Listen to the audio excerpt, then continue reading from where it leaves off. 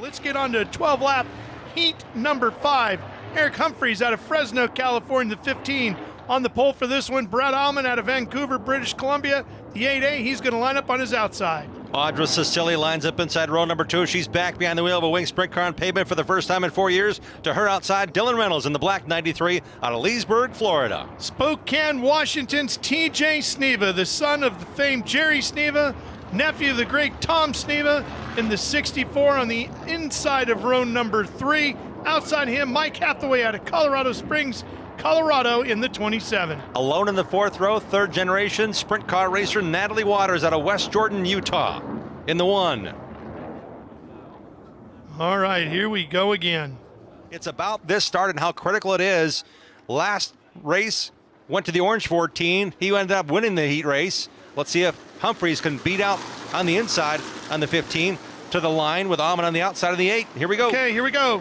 Speed's coming up. Green flag waves. We're headed to turn number 1. First one to the corner is going to be the 15 of Humphries. He's going to lead the field, but here comes Audra making a move for second to the inside, going into 3. Aumen thought he had the inside. Aumen tries to squeeze her. No doing. She hangs tough back to 3rd. She's still in a transfer spot out to the main from there, but she's got pressure already behind her in Reynolds. She had position for 2nd a lap ago. Now she's under really a lot of pressure to hang on to 3rd here with Dylan Reynolds chasing her down the black 93. Watching Audra Sasselli in that black 77.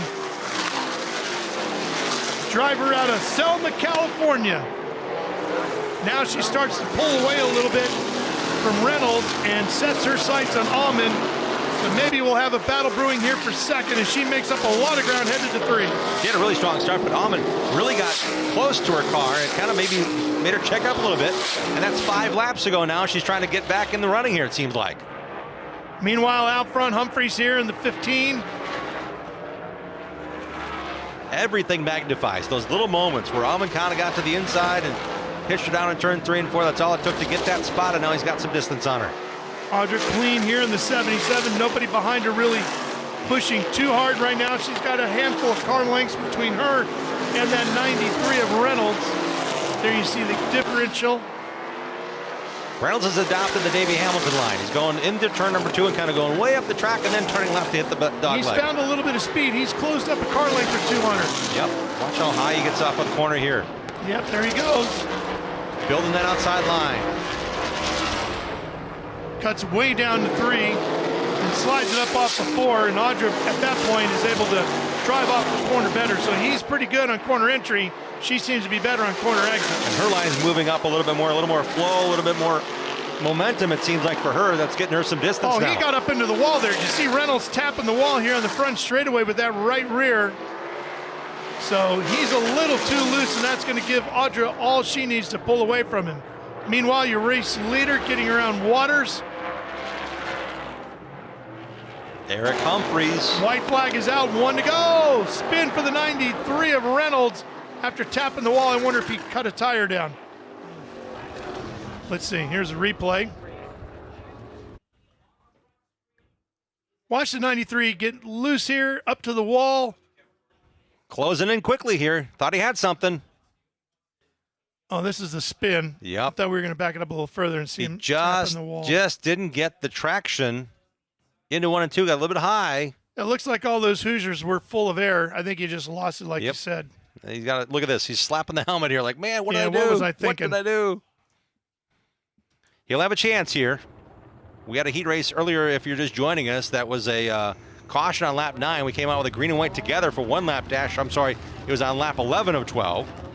We had a 1 lap dash to run to that one, and the car that spun and caused the caution came back to finish 3rd. So yeah, he's rolling again. Yeah. Meanwhile, everybody has been chasing Eric Humphries out of Fresno, California in this black and yellow 15. And here we go, coming to the green. Just a couple of laps to go. Good start again by the 15 of Humphries. Audra holds on to 3rd. Sneva's off the pace down the backstretch. Oh, he is, unfortunately. White flag is out.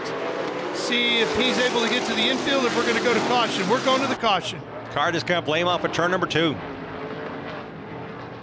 Good looking race car. Not sure what the problem is with it. Can't see if the tires are all up on the side of the car. peeked above the monitor we're looking at here in the scoring tower. It looked like it might have come out of gear or something along that line. It slowed very quickly. I was asking him about, I'm a big skier, and I was asking him about the skis that he makes. I didn't realize he was doing that. I don't know how I missed it, but he said it was really funny. He actually used the race shop where his dad and his uncle built their race cars, and his grandfather funded him to get his ski company up and going, and the crew doing a quick job and a good job of cleaning it up for us, Tony. That they are. Gives us the chance to talk to TJ Sneva, and just looking, I think I may have found the source of some of that fluid. Why am I talking to you right now? What happened? I think we blew up. I'm pretty sure. That's about as simple as you can get, guys. Take a look at this behind the car. This is usually the telltale sign right here. When there's a fluid trail behind the car and not one in front of it, that's usually a problem.